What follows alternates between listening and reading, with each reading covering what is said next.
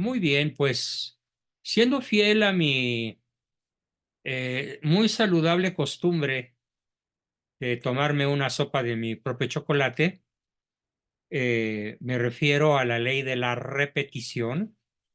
Vamos a hacer un pequeñísimo repaso de lo que llevamos visto sobre esa oración que bien rezada, bien orada, nos hace mucho mejores personas.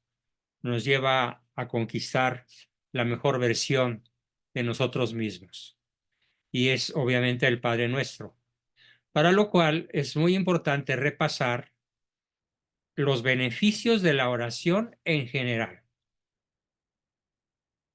En primer lugar, dice Santo Tomás, le cedo la palabra a este gran genio, sabio y santo, doctor de doctores de nuestra Santa Madre Iglesia, dice Santo Tomás que en primer lugar, la oración es un remedio eficaz y útil contra los males. Pero no se refiere a algunos males en especial, sino a toda clase de males, tanto físicos como sociales, como espirituales, como emocionales, financieros, etcétera. Contra todos los males. Pone como ejemplo que nos libra cuando hacemos la oración del acto de contrición, nos libra de los pecados cometidos y nos obtiene el perdón, como al buen ladrón en la cruz. Recuerden su nombre, San Dimas, al revés de Gestas, que blasfema, se enfurece y solito se condena, a pesar de tener a su lado al Redentor. La oración bien elevada, de corazón, de palabra, de mente. Yo, por ejemplo, hace un rato que rezaba con mi esposa el rosario, conforme voy diciendo las palabras, Santa María, Madre de Dios, inmediatamente viene a mi imaginación la figura de la Virgen como Madre de Dios. Y luego la ruega por nosotros pecadores. E inmediatamente recuerdo los pecados de mi vida y la hora de nuestra muerte, y me imagino yo mismo ya tendido en mi féretro. Entonces, a la voz hay que unir la intención, la imaginación, la inteligencia y la voluntad, para que la oración surta todos sus maravillosos efectos. Nos sigue diciendo el santo, la oración nos justifica y nos libra psicológicamente del temor de volver a caer en pecado. Pero además, Santo Tomás insiste mucho en que la oración nos puede librar de las persecuciones y de los enemigos. Yo les puedo decir que en mi experiencia personal me considero un sobreviviente por muchas razones de orden político. Mi padre fue un gran líder en la historia de México. Murió en su lecho en paz a los 91 años, a pesar de que tuvo enemigos que lo odiaron a muerte, como por ejemplo el general Lázaro Cárdenas, que se declaró enemigo personal de mi padre. Y a pesar de eso, una vez le preguntaron a mi papá, bueno, ¿y usted cómo se protege del odio del presidente? Y se abrió la camisa y se sacó una medalla de la Virgen de Guadalupe y dijo, este es mi escudo. Constantemente hago oración para que mi Madre del Cielo me ayude a librarme de los malos actos de otras personas y de los malvados. ¿Se refiere usted al señor presidente? Pues ni siquiera le digo señor, ni es mi presidente. Así contestó. Lo mismo le copié yo ahora cuando hablamos del malo, ¿no? ¿Mm? No es mi presidente. Aunque legalmente lo sea, legítimamente no me representa. Bueno, pues hasta de los males, yo en lo personal he estado muy en la mira de la cuatrote, con un odio feroz de los cuatroteros. Y puedo decir que hasta este momento no han podido hacerme el menor daño, en ningún sentido, ni físico, ni social, ni económico, ni profesional, ni de ninguna manera. Y lo atribuyo a ese maravilloso poder del que nos platica Santo Tomás, que nos libra de las persecuciones y de los enemigos del cuerpo y del alma. Así que la recomiendo con singular alegría, con singular énfasis. Claro, en un momento dado Dios puede considerar que el que alguien nos haga un mal, invariablemente Él buscará sacar un bien, porque el mal que nos puede llegar a ocurrir ocurre para la gloria de los que amamos a Dios, ocurre para el beneficio de los que creemos y practicamos su palabra. Y a veces resulta muy difícil entenderlo, pero generalmente no, porque si ya le hemos dicho Padre y Padre nuestro, entonces yo confío en que mi Padre me va a procurar los mejores bienes posibles, no necesariamente en el orden material, aunque los puede incluir, pero sobre todo en los bienes que puedan garantizarme mi propia salvación. De tal forma que Él se las ingeniará para rodearme de kairos. Kairos en griego quiere decir gracias actuales, o en un lenguaje más simple, de situaciones que en la vida cotidiana me puedan facilitar el permanecer en un constante y diálogo continuo con el Señor. ¿Para qué? Para que nos libre del mal. Amén. Y de la maldad y de los malvados. San Agustín decía a este propósito, cita Santo Tomás a San Agustín: bueno es el Señor, que a veces no nos da lo que queremos, no nos da lo que queremos para darnos lo que Él prefiere, por considerarlo desde su visión divina de las cosas, que es lo mejor que nos puede dar. De tal forma que cuando algunas veces Dios me ha negado algo, tengo el hábito, y recomiendo que lo adquieran todos, de preguntarme, pues esto que me negó el Señor, ¿qué me tiene preparado en su lugar? Y casi nunca se tarda. Ah, pues no era esto que yo quería, sino esto otro, que resultó mucho mejor que lo que a mí se me antojaba. Porque Dios como Padre siempre es un Padre benevolente en extremo. Benevolente, sí, y misericordioso, pero también justiciero. Finalmente, la oración, dice Santo Tomás, es útil finalmente porque fíjese qué palabra tan hermosa utilizan tanto Santo Tomás como San Agustín. La oración nos familiariza con Dios. O sea, hace que Dios pase a formar parte de nuestra familia nuclear. Porque donde dos o más nos reunamos en su nombre, allí estaré yo entre vosotros. Palabra de Cristo. Así que graben, por favor, escriban, memoricen este concepto. Aparte de todo lo que he dicho en plan de repaso, la oración es una maravilla porque finalmente nos familiariza con Dios. Ya vimos qué significa que Dios sea nuestro Padre, nuestro papá, nuestro papacito. Ya vimos también qué significa que es nuestro. Pero ahora vamos a ver el tema 3, ya no en plan de repaso, sino como una nueva aportación a este formidable análisis que hace mi santo favorito sobre el Padre Nuestro. Y me voy a referir a la expresión que estás en el cielo. Padre nuestro que estás en el cielo. O en plural, también es válido, que estás en los cielos. Santo Tomás relaciona esas palabras con los motivos de nuestra confianza.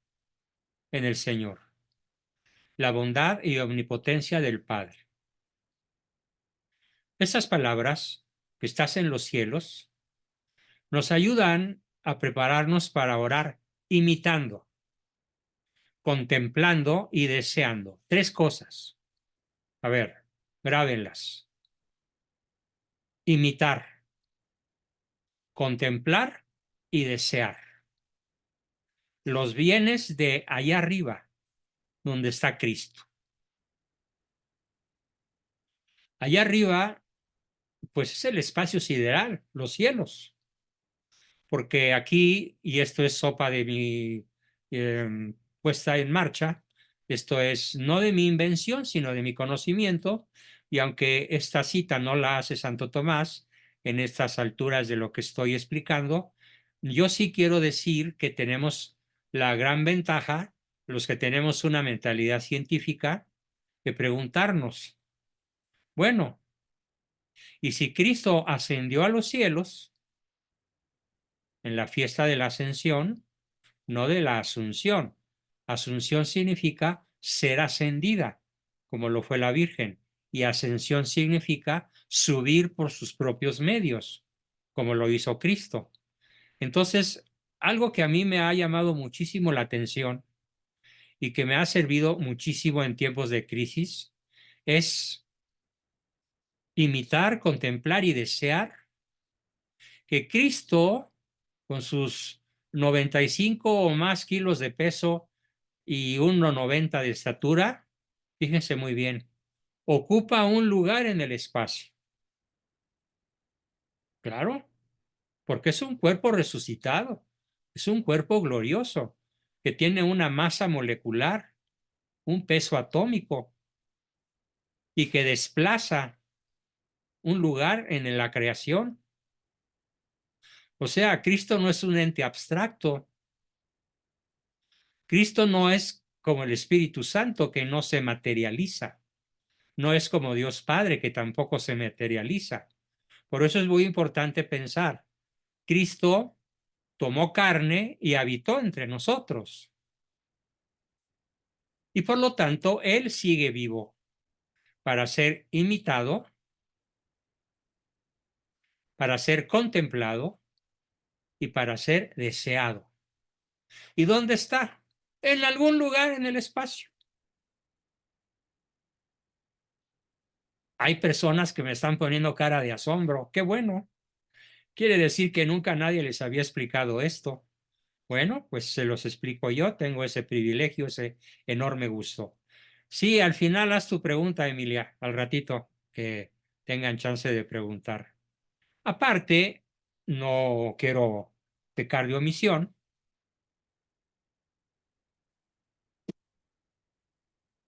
Nuestro Señor ocupa un lugar multiespacial. ¿En dónde? En cada sagrario, en cada lugar donde se guarda las hostias consagradas, allí está Él completito. Alma, cuerpo, humanidad y divinidad. Ahí está Cristo entero en la Eucaristía. El desconocer esto, o hacerlo a un lado, o no contemplarlo, no imitarlo y no desearlo, pues es hacernos un flaco favor. Es quedarnos en los dinteles de la gloria sin entrar en ella. Así que imitemos, contemplemos y deseemos a ese Cristo que ocupa un lugar en la creación y a ese Cristo que ocupa un lugar en el sagrario. Y después, durante 15 o 20 efímeros minutos, en nuestro propio cuerpo, antes de que desaparezca la especie del pan y por lo tanto Cristo deje de estar en comunión esos maravillosos 10 o 15 minutos para que Él quiere estar con nosotros presente corporalmente dentro de nuestro cuerpo. Así que, ¿dónde está Cristo? Dice Santo Tomás. Remato el párrafo, imitando, contemplando y deseando los bienes de allá arriba donde está Cristo. Ya lo expliqué. Ahora, si interpretamos, continuando la palabra de Santo Tomás, la explicación de la palabra cielos, como lo ven los santos, la expresión que estás en los cielos o que estás en el cielo, ¿qué es en lo primero que nos hace pensar? Según nos lo dice Santo Tomás. Bueno, en la prontitud de Dios para escucharnos. No para escuchar. No, no es una escucha impersonal. Dios me escucha a mí, Juan Bosco. Te escucha a ti, María Varela. Te escucha a ti, Emilia López. A cada uno de nosotros, Él nos escucha, porque habita entre los santos, rodeado de santos. Es decir, que quienes creen en Él, le aman y observan sus mandamientos, están con Él en los cielos. Por ahora, en esta etapa de la vida de la humanidad, de la historia de la humanidad, solamente se sabe tal vez de 2 o 3 personas como Enoc, como Elías, que fueron arrebatados al cielo, a los cielos, y que seguramente gozan de la presencia física de Cristo, por designios de Dios Padre. Y todos los demás miles de millones de personas que hemos existido desde Adán y Eva hasta la fecha, y los años que todavía falten para la segunda venida de Cristo, pues tenemos que pensar que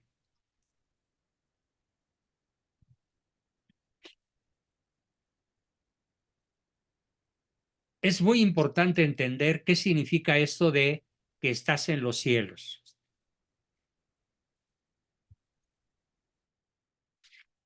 Vamos a ver. Por estar en los cielos, dice Santo Tomás, Dios observa con clarividencia todos nuestros pensamientos, todos nuestros sentimientos, todas nuestras oraciones, todos nuestros tropiezos, todas nuestras ansiedades, todas nuestras angustias. Y como Él tiene, por ser Dios, el don de la ubicuidad, Él puede estar simultáneamente en el conocimiento perfecto de todos los humanos que hemos sido y que somos y que seremos, sin perder la menor potencia observativa, clarividente, contemplativa de nuestra vida. Este es un poder para el que aplica la palabra excelso. Excelso quiere decir nada mejor que Él, nada por encima de lo excelso, de lo supremamente superior. En su poder excelso y en su inalterable y excelsa eternidad. Por eso podemos decir con absoluta confianza que estás en los cielos. Padre nuestro, que estás en los cielos. Porque Dios está en el cielo y en la tierra y en todo lugar. Sí, porque es el Señor del universo y gobierna la historia. Claro, permite el mal, pero de los males, Él se las ingeniará invariablemente para sacar bienes. Gobierna la historia.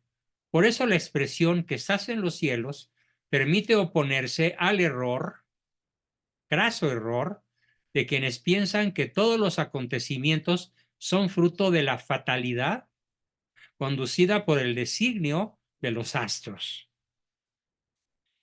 Para ser creyente en la astrología, aparte de supersticioso, se requiere un nivel de capacidad intelectual ínfimo, que no supera un 70 o 75% de coeficiente intelectual, cuando una persona normalita alcanza el 100.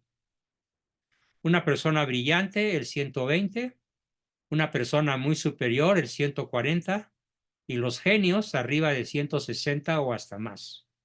Bueno, pues se requiere una inteligencia muy limitada para atribuir al poder de la astrología que indudablemente los astros despiden energía. Los astros tienen poder de choque, poder de atracción.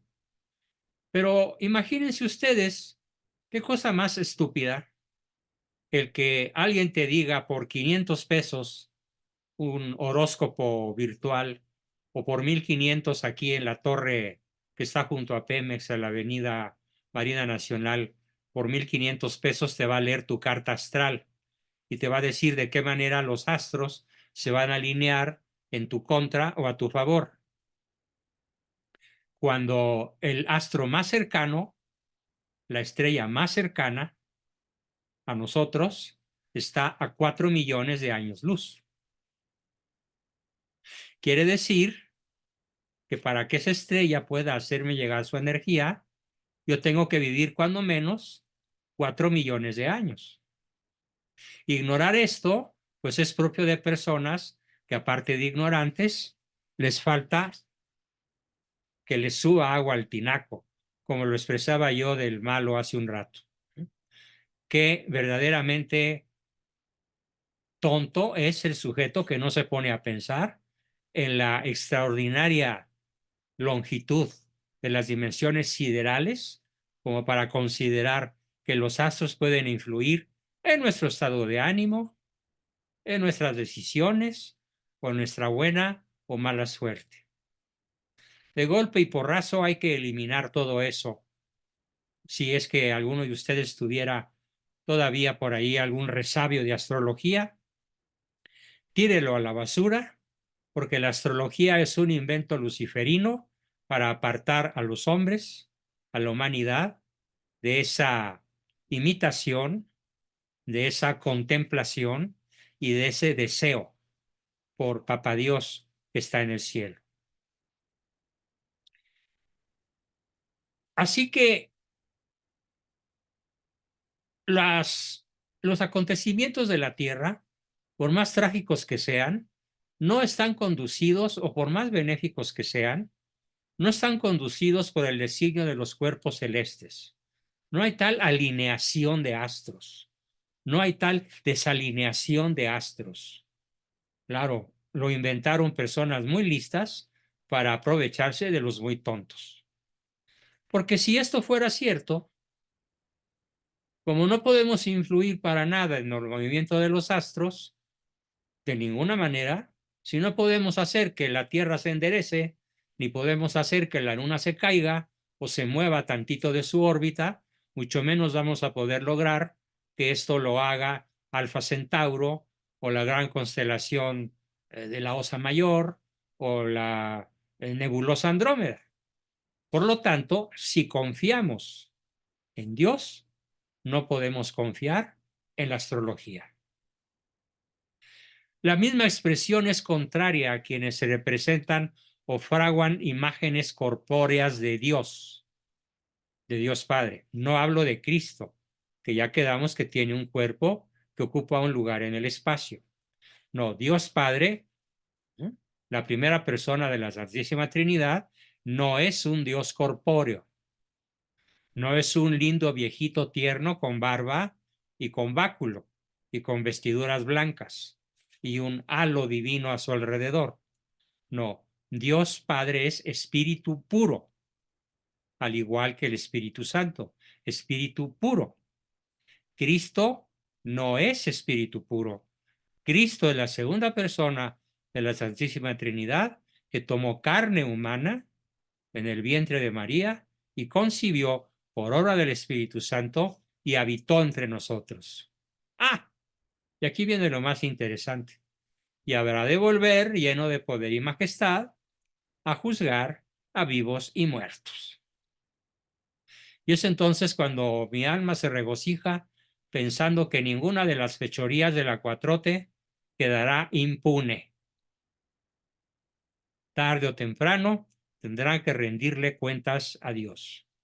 Pidamos por su conversión antes de que se topen de manos a boca con el juez supremo. Dios, por su misma esencia incorpórea, pone de manifiesto que sobrepasa de una manera absoluta, contundente y definitiva todo pensamiento humano. Y también le da a Santo Tomás otra explicación muy rica también, muy digna de tomarse muy en cuenta en nuestra vida práctica cotidiana. Y dice así: si por los cielos entendemos espiritualmente la vida de los santos, de los que nos antecedieron en el sueño de la paz, que todavía no resucitan, pero cuya alma ya goza de la presencia de Dios, entonces podemos estar absolutamente seguros de que ellos son familiares de Dios, están familiarizados con Dios. De tal manera que cuando les pedimos a ellos, son nuestros intercesores, porque ellos se hablan, digámoslo así a la mexicana, familiarmente, se hablan de tú con Dios. Subraya entonces Santo Tomás la familiaridad de Dios con los santos y por lo tanto con los que oramos a ellos en su nombre. Y con esto queda exorcizado, es decir, queda tirado a la basura, ese grave error de pensar que a causa de su trascendencia, Dios no se preocupa de nuestras cosas. Hay una corriente muy poderosa en el mundo actual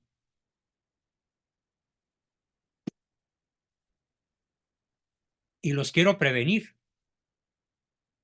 Esa corriente se llama deísmo. Deísmo, D-E-I, acentuada, S-M-O, deísmo. El deísmo considera que sí, que hay un supremo arquitecto del universo. Los masones son deístas. Los masones creen en un supremo arquitecto del universo, pero dicen que una vez que Dios creó a la creación, que Dios creó al hombre, ojo, se desentendió de su obra, interpretando mal lo que la Biblia dice, y al día séptimo descansó. Como si Dios siguiera necesitado de descansar en el día séptimo, que ya tiene más o menos unos 4.000 millones de años desde que arrancó con el gran Big Bang la creación del universo. Para el deísta, entonces, de escuela masónica, Dios existe, pero no está interesado en intervenir en los asuntos humanos. Entonces es un Dios impersonal, que por supuesto no envió a su Hijo a morir por nosotros, que por supuesto no tomó carne de María Virgen, ni creció, ni vivió, ni predicó, y por lo tanto el masón no considera que Cristo es Dios, sino un profeta famoso, y lo ponen a la altura de Buda o de Mahoma. Es la trilogía de profetas masónicos: Buda, Mahoma y Cristo. Háganme el reverendo favor. Y dice Santo Tomás de manera muy incisiva: quiero que quede exorcizado el error de pensar que a causa de su trascendencia, Dios no se preocupa de nuestras cosas. Se ocupa y se preocupa. ¿Por qué? Porque Dios es muy cercano y es muy íntimo. Y aquí recurro a un famoso profeta, Jeremías, aquel que se la pasó llorando toda su vida. Por eso se dice: lloras como un Jeremías, porque su manera principal de orar era el llanto por la humanidad, el llanto por sus pecados, el llanto por su arrepentimiento y el llanto de alegría por su amor. Dios es muy cercano y muy íntimo a nosotros, tanto que el profeta Jeremías escribe, tanto, Señor, que tú, Señor, estás en nosotros. Estás en nosotros. No eres un Dios impersonal, eres un Dios familiar, cercanísimo a nosotros, que nos conoce y nos ama incondicionalmente, íntimamente. De tal manera que el que se condena no lo hace por decisión divina, sino a pesar de la voluntad divina. Porque como recordarán que ya les he dicho y lo repito, lo único que hace inútil la omnipotencia divina es la libertad humana. Tú, Señor, dice Jeremías en el Salmo 144, tú, Señor, estás muy cerca de los que te invocamos. Invoquémoslo. Mañana, tarde, moda y noche, incesantemente, mentalmente, verbalmente, en el comedor, en la cena, en el desayuno, en el trabajo, en la caminata, en las horas tediosas en donde tenemos que esperar algo. Invoquemos al Señor, porque estará cerca de quienes lo invocan. Por eso Jesús nos invita, nuestro Señor Jesucristo nos invita a que cuando vayamos a orar, entremos en nuestro propio aposento interior, entremos en nuestro propio corazón, entendiendo aquí la palabra corazón, no por el órgano cardíaco, sino por eso que los poetas llamaron corazón, algo así como el núcleo central de la personalidad, de los anhelos, de las potencias, de los sufrimientos, de las alegrías de cada uno de nosotros. ¿Sí?